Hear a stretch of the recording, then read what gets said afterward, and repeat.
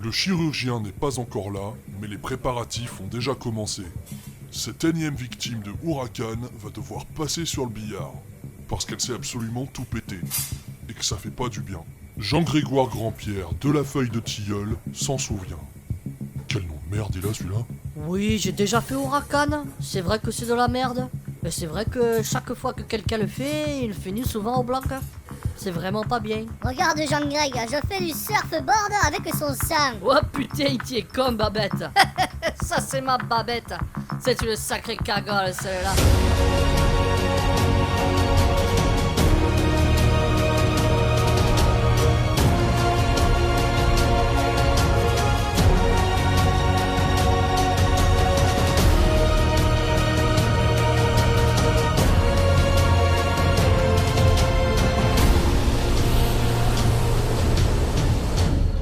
Aujourd'hui, on va parler suppo et bobo. Et quand je dis bobo, c'est pas ce petit sobriquet qu'on peut donner à certains parisiens, hein. C'est vraiment bobo genre aïe ça fait mal. Pour resituer, on est donc le lendemain de notre visite de deux petits parcs hollandais qui sont Dipidou Family Park et Billy Bird Park et Mulrijk. Et ce jour-là, on allait visiter le matin Erlebniswelt Zeilbahnenthalle et l'après-midi Bellantis. Deux parcs qui peuvent se faire sur la même journée, hein, évidemment puisqu'on l'a fait, mais surtout deux parcs qui n'ont strictement rien à voir l'un avec l'autre. Thalle est situé en plein centre de l'Allemagne, perdu dans la forêt et dans une zone montagneuse. Le parc se découpe en deux parties, une partie basse et une partie haute, et il y a suffisamment de relief pour que la partie haute soit rejointe par un téléphérique. Le parc bénéficie d'un cadre naturel absolument superbe et surtout dispose d'une vraie bizarrerie, à savoir ce qu'on appellera le Suppo Coaster. Bellantis, quant à lui, est un parc très récent qui a ouvert en 2003 et qui était à son ouverture l'un des plus grands parcs d'Allemagne de l'Est. Faut dire aussi que l'offre à l'époque dans cette région de l'Allemagne n'était pas très étoffée. Et par contre, au niveau du cadre naturel, là, on repassera, le parc est situé sur un terrain vague et est entouré de centrales nucléaires. Et eux, ils n'ont pas de Suppo Coaster à Bellantis, mais un Bobo Coaster. Un coaster qui fait des bobos, ouais, d'un constructeur que vous connaissez bien, puisqu'il s'agit de Gerstlauer. Et certainement l'un des pires grands 8 que Gerstlauer a pu sortir de ses usines. Ah, celui-là, ouais, il est redoutable, redoutable. Maintenant que je vous ai posé le cadre de cette journée, bah, je vais pas vous en dire plus, et je vais vous laisser tout de suite avec ce que j'ai monté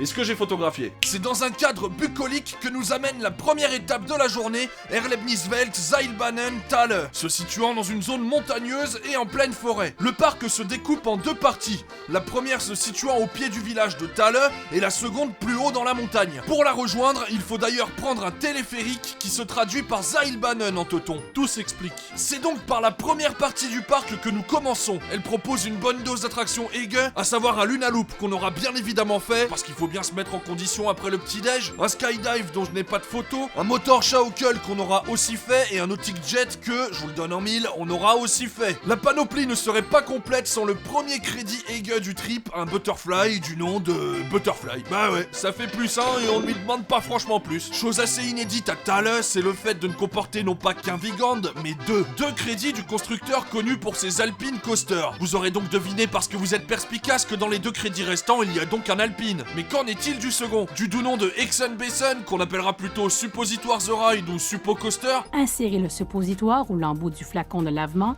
dans le rectum. et qui est en fait un Flying Coaster Vigand, techniquement interdit aux plus de 65 kg. Alors rassure-toi, pour toi public, j'ai passé le crash test. Bah ouais, parce que je fais 90 kg pour 1m93, j'ai pu faire mon crédit sans que la structure n'en tremble pour autant. Mais pourtant, j'avais un doute, j'avais un vrai doute. Parce que d'extérieur, ça donne pas franchement une confiance absolue ce machin, hein. C'est que ça n'a pas l'air franchement solide, et l'aspect do-it-yourself de ce type d'installation est toujours assez inquiétant. Même si on ne risque pas grand chose, mais le facteur psychologique est quand même très présent. Bon, surtout quand t'es trop lourd par rapport aux restrictions recommandées et que tu le fais quand même. Mais bon, c'est grâce à cet aspect un peu inquiétant qu'on peut trouver les sensations sur cet engin. Un mélange d'appréhension et de circonspection. Pour rider ce bordel, il faut s'allonger dans une sorte de suppositoire sur le ventre et appuyer soi-même sur le bouton permettant de dispatcher. À savoir qu'on monte dedans un par un. Bah ouais, je te rappelle qu'il y a une restriction de poids à la base, faut suivre hein. Le départ donné, nous dévalons les quelques dizaines de mètres de parcours en passant les virages de façon assez hasardeuse. Arrivé à la fin du parcours, une espèce de propulsion assez étonnante nous ramène vers la station pour nous laisser nous extirper. Ça, pour de l'inédit, c'est de l'inédit. Il faudra ensuite aller chercher notre dernier crédit dans les hauteurs du parc. Pour ce faire, nous prenons des remontées mécaniques et survolons pierres et arbres pour constater que c'est quand même très joli par ici. Et que lui là-bas ne doit pas être emmerdé par le voisinage, hein, c'est sûr. Une fois en haut, nous nous dirigeons vers notre premier Alpine Coaster du trip. Hartz Bob, c'est son nom. Sa profession, c'est d'être mollasson. Parce que c'est pas la dénivelée qui manque, hein. Je rappelle qu'on est quand même en zone montagneuse. Non, ce qui lui manque, c'est le grain de folie du layout blackout. Le pépère se contente de ratisser les quelques étendues toutes planes du flanc de montagne en évitant soigneusement les descentes abruptes qui se dessinaient pourtant tout autour de nous. Avec une localisation pareille, on aurait pu s'attendre à une petite bombe, mais hélas, il n'en sera pas grand-chose. Mais alors, qu'est-ce que tu penses d'Erlebniswelt Seilbahnen Thale?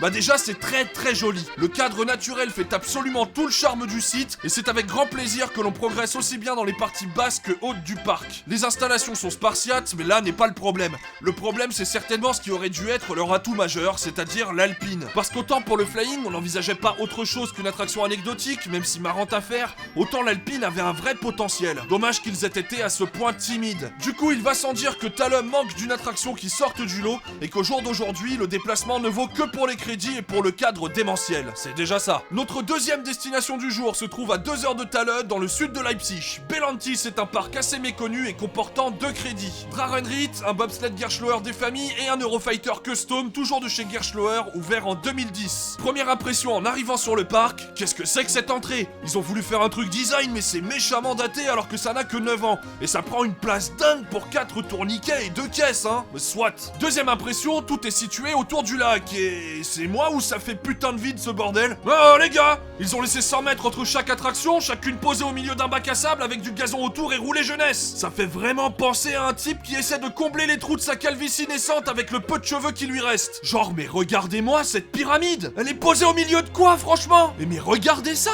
C'est typiquement du roller coaster tycoon. On a coulé une dalle de béton, posé un point photo dessus et on a tracé un chemin jusqu'au point photo. Bon bah, est-ce qu'au moins il y a des attractions dans votre parc d'attractions?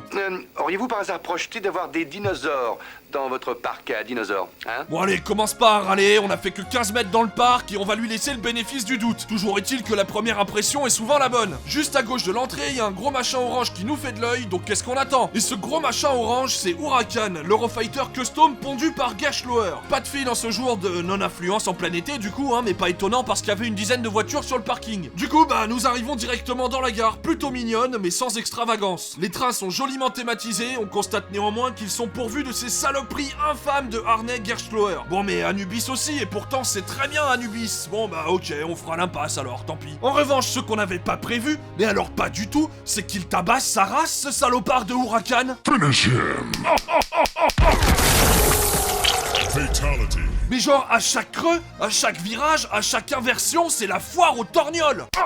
Mais lâche-moi! Tu peux pas t'en sortir sans te prendre une putain de patate de forain dans la tronche de ce truc-là, hein? Mais bordel, il est tout neuf! Le parc a fait un investissement et on leur livre cette cochonnerie! Parce que là, c'est bien simple, hein? Passez le lift vertical, dites adieu à la fluidité et cramponnez-vous! Ceux qui savent combien un Gerschlauer qui vibre peut être désagréable comprendront aisément combien celui-ci peut être vénère. Et croyez-moi, mais ça le place directement parmi les plus mauvais du constructeur allemand, hein? Non mais vous voyez ce dont je vous parle quand je dis que c'est vénère? Ces vibrations permanentes, puissantes et ces taquets dès qu'on entreprend de passer une courbe. Et en plus, plus le parcours progresse, pire c'est. Plus le parcours passe, plus c'est violent. Alors non, merci messieurs, mais là c'est de la merde. Mais alors, un sacré paquet de merde, hein. Ach, es ist nicht eine gute Achterbahn. Et à la sortie, c'est évidemment tout fier d'eux qu'ils nous proposent un stand relatant les étapes de la construction du Grand 8. Vivement le stand qui relate les étapes de sa destruction, tiens. Alors, qu'est-ce qu'on a d'autre ici? Un Condor Us? Bah non merci. Un Frisbee Us? Bah non plus, ça va. Un bateau pirate Us? Bon bah si t'as rien à proposer, dis-le, hein, ça ira plus vite. Un Skyroller Gerschlauer? Ah bah voilà qui est intéressant. Cette chose est une machine à gaz. L'ancêtre des Skyfly Gerschlauer qu'on peut trouver à Legoland Deutschland ou à Nigloland par exemple, se composant de la même façon que les Condors, sauf qu'au bout de chaque bras horizontaux se trouve un second bras vertical auquel sont attachées 2 nacelles, une en haut et une en bas. Le principe est donc le même que pour les Skyfly, enchaîner les rotations en gérant soi-même leur rapidité. Pour ceux qui n'ont pas la technique, c'est frustrant. Pour ceux qui la maîtrisent, c'est du 50 rotations par minute facile. Bref, ce genre de flat ride, y a pas à dire, c'est fun, quoique un peu gerbeau si on veut faire le malin. Ah bah tiens, il nous manquait une photo du skydive de Thale,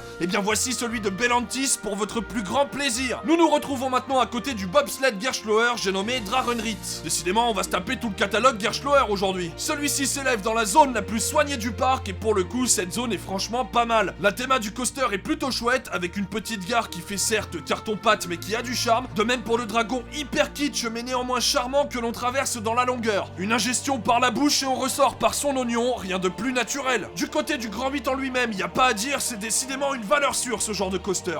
Y a une bonne petite vitesse tout du long, le layout est bien fun, avec des portions Wild Mouse bien exécutées, des hélices fournies, des bunny hop avec de bons jets négatifs et le tout s'enchaîne avec une fluidité parfaite. La meilleure attraction du parc et de loin. Dans le registre What the fuck, nous terminerons par le shoot de shot Afema de Belantis. Qui a donc eu cette idée grotesque de construire cette pyramide énorme en plein milieu d'une zone qui ne s'y prête absolument pas, bordée de caillasses et de terre battue? Non, parce que les galets, ça fait pas franchement désert, les gars, hein. Alors, qui a décidé de faire sortir ce truc de terre? Parce que franchement, c'est assez surréaliste cette histoire. Non, parce que, regardez, un des seuls endroits décorés du coin, bah, c'est celui-là. Sinon, voici ce que donne la file d'attente. Un truc assez bordélique, en plein cagnard et sans queue ni tête. Et voici ce que donne la gare. Bah, qu'est-ce que c'est que ça? Ils l'ont pas fini ou quoi? Et la file? Qu'est-ce que c'est que cette file? Tout est assez curieux, mais surtout, tout sonne ultra cheap sa mère. Après une file d'attente de plus de 30 minutes, nous remercions le débit lamentable de cette attraction et montons à bord des bateaux. Et là, surprise, les embarcations sont molles. C'est tout en caoutchouc. Pas de sol en dur, pas de rebord en dur, pas d'assises en dur, tout est gonflable. On sent vraiment tout ce qui se passe sous nos pieds. Et une fois lancé, pour le coup, on ne comprend pas ce qui se passe. Un canal inutile bordé de plantes en pot qu'on peut trouver chez Truffaut, sans interaction aucune avec quoi que ce soit, ni même avec l'eau qui se trouve dedans. Canal qui nous amène à l'intérieur de la pyramide. Et comme le reste du parc, la pyramide est tristement vide. Nous trouvons un pauvre animatronique esselé en train de taper du piquet sur un mur, puis nous empruntons un lift pour arriver dans une salle avec une peinture réfléchissante représentant un sarcophage. Mais juste la tête du sarcophage en fait, mais en très gros. Cette peinture murale nous accompagne dans cette salle et nous fait face pendant notre ascension dans ce qui se trouve être un ascenseur. Au sommet de la pyramide, le track se replace dans l'axe de la drop et nous descendons dans un mouvement assez amusant puisque le bateau n'étant pas sur des rails se laisse glisser comme sur un toboggan et zigzague de droite à gauche dans la pente. L'arrivée est plutôt humide même si elle ne vous consolera pas en cas de canicule. Pour le reste, eh ben on continue dans un canal vide de tout, de sens et d'intérêt et arrivons dans un tourbillon sans qu'aucune goutte d'eau ne vous touche le bout du nez. Alors là ma question c'est, tout ça pour ça? Mais c'est une blague? Ça a coûté combien cette connerie? Non mais décidément ce parc fait boulette sur boulette en ce qui concerne ses investissements. Cette pyramide, symbole du parc, est un des plus gros pétards mouillés de toute l'histoire du pétard mouillé,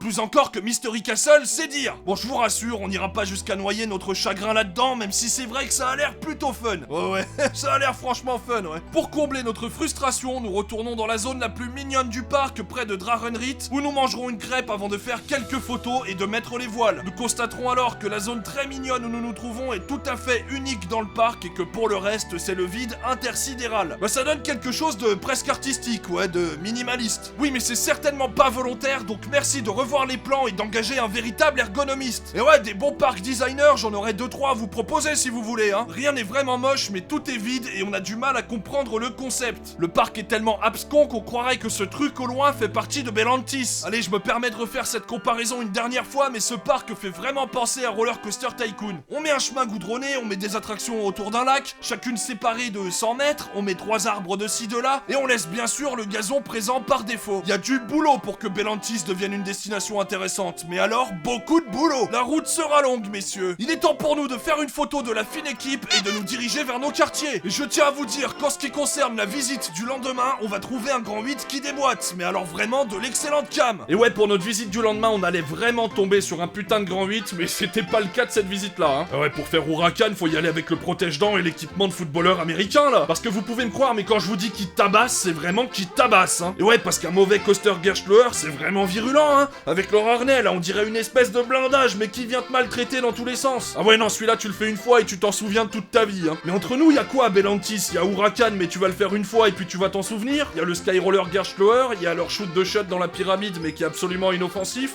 Et puis, bah sinon, reste le bobsled Drarenrit. Et une fois que t'as fait ça, c'est terminé. 4 attractions sur l'ensemble d'un parc. Et je dis pas 4 bonnes attractions, parce qu'en réalité, il y a 2 bonnes attractions. À savoir le Skyroller, mais qu'on va pas enchaîner non plus. Et puis le bobsled, mais sinon, terminé. Bah ouais, c'est le genre de gros parc qu'on aura poncé en 1h30 à peine. Atalus, c'est clairement beaucoup plus petit, beaucoup plus roots, mais on s'est bien plus amusé là-bas, hein. En plus, là-bas, ils ont rajouté une bizarrerie, parce qu'il y avait le flying, donc notre suppos là, et puis ils ont rajouté aussi un Suspended Coaster. Suspended du même Vigand, donc un Suspended encore très chelou. Nantalet, je vous invite vraiment à le visiter parce qu'il y a des bizarreries suffisamment inédites pour que ça en vaille le détour, mais Bellantis, ça n'a absolument aucun intérêt. Hein. Bah ouais, ils ont certes rajouté un Family Gerschloer à Bellantis, mais c'est pas ça qui va justifier une visite. Hein. Et en plus, non loin de là, il y a un parc qui est en train de franchement les distancer, qui s'appelle Freizeit Park Plone. Et à Freizeit Park Plone, eh ben, il y a El Toro, un très très bon GCI, et puis Dynamite, un Big Dipper Mac qu'ils ont ouvert récemment. Je crois que je suis en train de vous aiguiller sur le parc de la prochaine vidéo, là, il y a peut-être plus de doute. Et allez, une dernière petite pensée sur Bellantis. Tu sais ce qui me vient à l'esprit là, c'est que c'est un parc qui a beaucoup d'ambition, mais qui a très peu de moyens par rapport à ce qu'ils veulent réaliser. Mais bon, ils ont été rachetés en 2018 par Parque Unidos, alors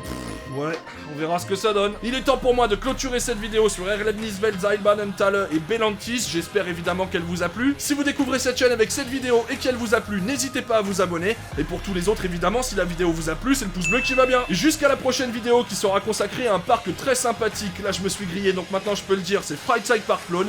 Portez-vous bien. Allez, ciao!